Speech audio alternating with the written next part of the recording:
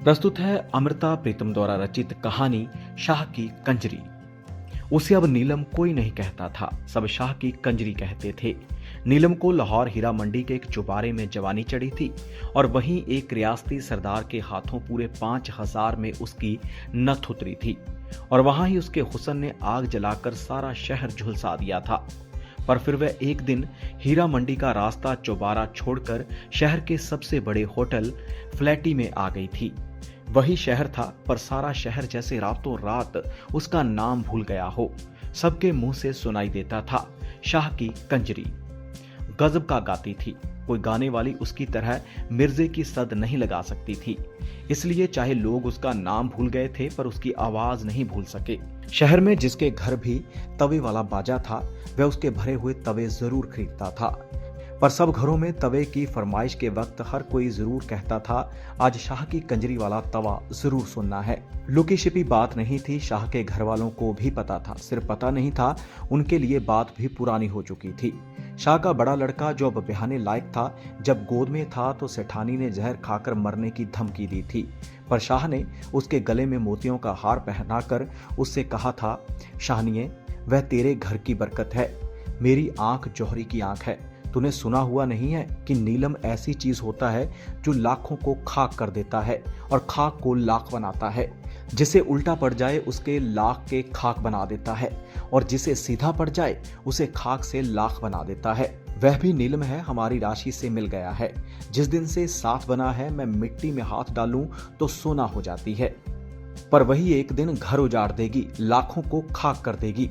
शानी ने शादी की साल सहकर उसी तरफ से दलील दी थी जिस तरफ से शाह ने बत चलाई थी। मैं तो बल्कि डरता हूं कि इन कंजरियों का क्या भरोसा, कल किसी और ने सब्जवाग दिखाए और जो वह हाथों से निकल गई तो लाख से खाक बन जाता है। शाह ने फिर अपनी दलील दी थी और शाहनी के पास कोई भी दलील नहीं रह गई थी, सिर्फ वक्त के पास रह गई थी और वक्त चुप था, कई बरसों से चुप था। शाह सचमुच जितने रुपए नीलम पर बहाता, उसे कई गुना ज्यादा पता नहीं कहां कहां से बहकर उसके घर आ जाते थे। पहले उसकी छोटी सी दुकान शहर के छोटे से बाजार में होती थी, पर अब सबसे बड़े बाजार में लोहे के जंगले वाली सबसे बड़ी दुकान उसकी थी। घर की जगह पूरा मोहल्ला ही उसका था, जिसमें बड़े खाते पीते किराएदार थे और जिसमें तहखाने वाले घर को शाहनी एक दिन के लिए भी अकेला नहीं छोड़ती थी। बहुत बरस हुए, शाहनी ने एक दिन मोहरों वाले ट्रंक को ताला लगाते हुए शाह से कहा था, उसे चाहे होटल में रखो, चाहे उसे ताजमहल बनवा दो, पर बाहर की बला बाहर ही रखो, उसे मेरे घर ना लाना, मैं उसके माथे नहीं लगूंगी। और सचमुच शाहनी ने अभी तक उसका मुंह नहीं देखा था। जब उसने यह बात कही थी, उसका बड़ा लड़का स्कूल में पढ़ता था और अब वह ब्याहने लायक हो गया था। पर शाहनी ने ना उसके गाने वाले तवे घर में आने दिए थे और ना ही घर में किसी को उसका नाम लेने दिया था। वैसे उसके बेटे ने दुकान पर उसके गाने सुन रखे थे और जने जने से सुन रखा था शाह की कंजरी। बड़े लड़के का ब्याह था, घर पर 4 महीने से दर्जी बैठे हुए थे। कोई सूटों पर सलमा काट रहा था, कोई तिल्ला, कोई किनारी और कोई दुपट्टे पर सितारे जड़ रहा था। शाहनी के हाथ भरे हुए थे, रुपयों की थैली निकालती, खोलती, फिर और थैली में भरने के लिए तहखाने में चली जाती। शाह के यार दोस्तों ने शाह की दोस्ती का वास्ता डाला कि लड़के के ब्याह पर कंजरी जरूर गवानी है। वैसे बात उन्होंने तो बड़े तरीके से कही थी ताकि शाह कहीं बल ना खा जाए।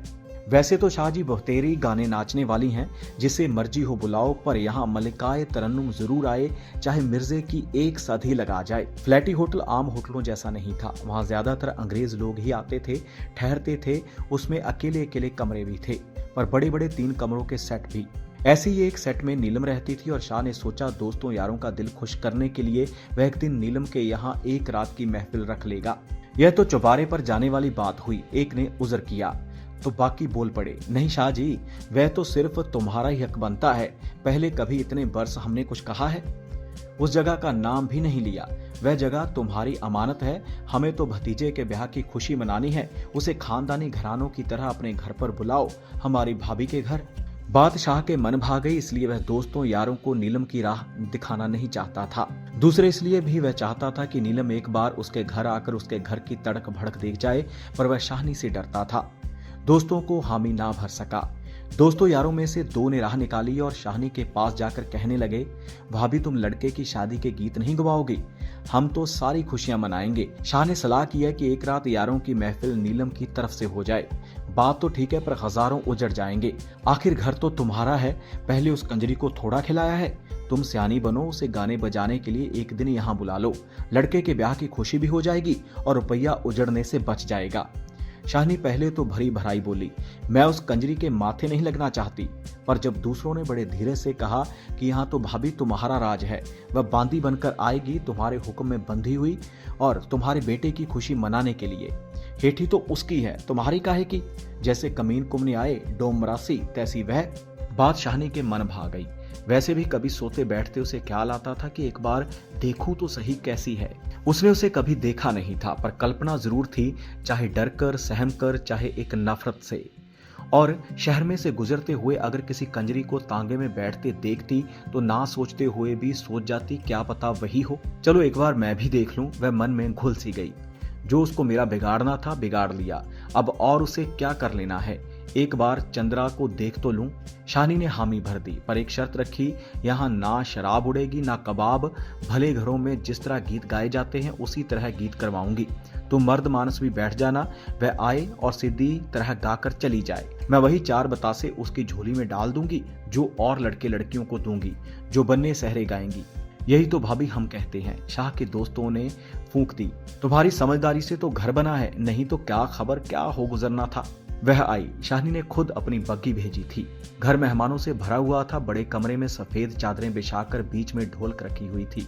घर की औरतों ने बन्ने सेहरे गाने शुरू कर रखे थे।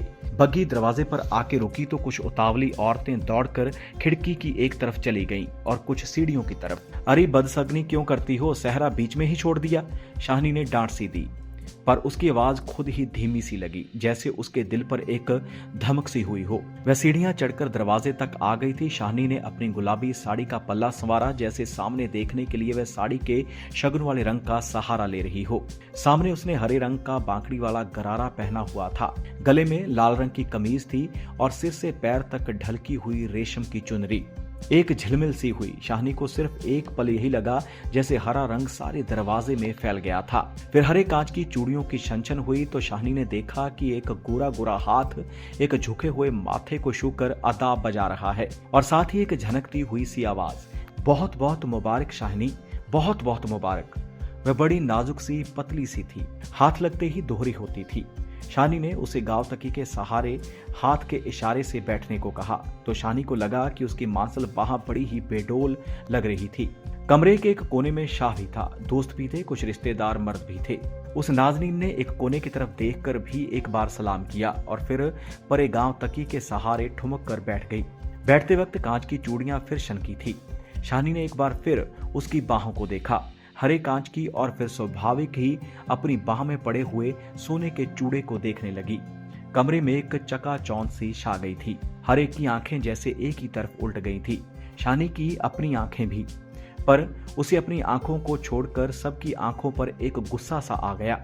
वह फिर एक बार कहना चाहती थी, अरे बदशगनी क्यों करती हो, सेहरे गाओ ना, पर उसकी आवाज गले में घुटती सी गई थी। शायद औरों की आवाज भी गले में घुट सी गई थी। कमरे में एक खामोशी छा गई थी। वह अधबीच रखी हुई ढोलक की तरफ देखने लगी और उसका जी किया कि वह बड़ी जोर से ढोलक बजाए। खामोशी उसने ही तोड़ी जिसके लिए खामोशी छाई थी। कहने लगी, मैं तो सबसे पहले घोड़ी गाऊंगी, लड़के का सगुन करूंगी, क्यों शाहनी? और शाहनी की तरफ ताकती हंसती हुई घोड़ी गाने लगी। उसने घोड़ी गाई, निक्की निक्की बूंदी निक्या मी वे वरे, तेरी माँ वे सुहागन तेरे सगन करे। शाहनी को अचानक तसल्ली सी हुई, शायद इसलिए कि गीत के बीच की माँ वही थी और उसका मर्द भी सिर्फ उसका मर्द था, तभी तो माँ सुहागिन थी। शाहनी हंसते से मुंह से उसके बिल्कुल सामने बैठ गई, जो उस वक्त उसके बेटे के सगन कर रही थी। घोड़ी खत्म हुई तो कमरे की बोलचाल फिर से लौट आई। फिर कुछ स्वाभाविक सा हो गया। औरतों की तरफ से फरमाइश की गई कि ढोल की रोड़े वाला गीत, मर्दों की तरफ से फरमाइश की गई मिर्जे दियां सदा। गाने वाली ने मर्दों की फरमाइश सुनी अनसुनी कर दी और ढोलकी को अपनी तरफ खींचकर उसने ढोलकी से अपना घुटना जोड़ लिया। शानी कुछ रो में आ गई और शायद इसलिए कि गाने वाली मर्दों की फरमाइश पूरी करने के बजाय औरतों की फरमाइश पूरी करने लगी थी। मेहमान औरतों में से शायद कुछ एक को पता नहीं था। वह एक दूसरे से कुछ पूछ रही थी और कई उनके कान के पास कह रही थी, यही है शाह की कंजरी। कहने वालियों ने शायद बहुत धीरे से कहा था, खुसर फुसर था, पर शाहनी के कान में आवाज पड़ रही थी। कानों से टकरा रही थी शाह की कंजरी, शाह की कंजरी, और शाहनी के मुंह का रंग फीका पड़ गया। इतने में ढोलक की आवाज ऊंची हो गई और साथ ही गाने वाली की आवाज। उसने गाया, सूहे वे चीरे वालिया मैं कहनिया, और शाहनी का कलेजा थम सा गया। वह सूहे चीरे वाला भी मेरा बेटा है, सुख से आज घोड़ी पर चढ़ने वाला मेरा बेटा। फरमाइश का अंत नहीं था, एक गीत खत्म होता दूसरा गीत शुरू हो जाता। गाने वाली कभी औरतों की तरफ की फरमाइश पूरी करती, कभी मर्दों की। बीच बीच में कह देती, कोई और भी गाओ ना, मुझे सांस दिला दो। पर किसकी हिम्मत थी उसके सामने होने की। उसकी टल्ली सी आवाज, वह भी शायद कहने को कह रही थी, वैसे एक के पीछे झट दूसरा गीत छेड़ देती थी। गीतों की बात और थी, पर जब उसने मिर्जे की हेक लगाई, उठनी साहिबा सुतिए, उठ के दे दीदार, हवा का कलेजा हिल गया। कमरे में बैठे मर्द बुत बन गए थे। शानी को फिर घबराहट सी हुई। उसने बड़े गौर से शाह के मुख की तरफ देखा। शाह भी और बुतों सरीखा बुत बना हुआ था, पर शानी को लगा कि वह पत्थर का हो गया था। शानी के कलेजे में हौल सा हुआ और उसे लगा अगर वह घड़ी छिन गई तो वह आप ही हमेशा के लिए बुत बन जाएगी। वह करे कुछ भी करे, पर मिट्टी का बुत न बने। काफी शाम हो गई, महफिल खत्म होने वाली थी। शानी का कहना था, आज वह उसी तरह बताशे बांटेगी जिस तरह लोग उस दिन बांटते हैं जिस दिन गीत बैठाए जाते हैं। पर जब गाना खत्म हुआ तो कमरे में चाय और कई तरह की मिठाई आ गई और शाहनी ने मुट्ठी में लपेटा हुआ 100 का नोट निकालकर अपने बेटे के सिर पर से वारा और फिर उसे पकड़ा दिया, जिसे लोग शाह की कंजरी कहते थे। रहने दे शाहनी, आगे भी तो तेरा ही खाती हूं, उसने जवाब दिया और हंस पड़ी। उसकी हंसी उसके रूप की तरह झिलमिल कर रही थी। शाहनी के मुंह का रंग हल्का पड़ गया। उसे लगा जैसे शाह की कंजरी ने आज भरी सभा में शाह से अपना संबंध तोड़कर उसकी हद कर दी थी। पर शाहनी ने अपना आपा थाम लिया। एक जरासा किया कि आज उसने हार नहीं खानी थी। वह जोर से हंस पड़ी, नोट पकड़ाती हुई कहने लगी, शाह से तो तूने नित लेना है, पर मेरे हाथ से तूने फिर कब लेना है, चल आज ले ले। और शाह की कंजरी नोट पकड़ती हुई एक ही बार में हीनी सी हो गई। कमरे में शाहनी की साड़ी का सगुनवाल गुलाबी रंग फैल गया। तो यह थी अमृता प्रीतम द्वारा रचित कहानी शाह की कंजरी। उम्मीद है आपको यह कहानी पसंद आई होगी। ऐसी ही कहानियों के लिए जुड़े रहें वाइब्रेंट ट्रेंड्स के साथ।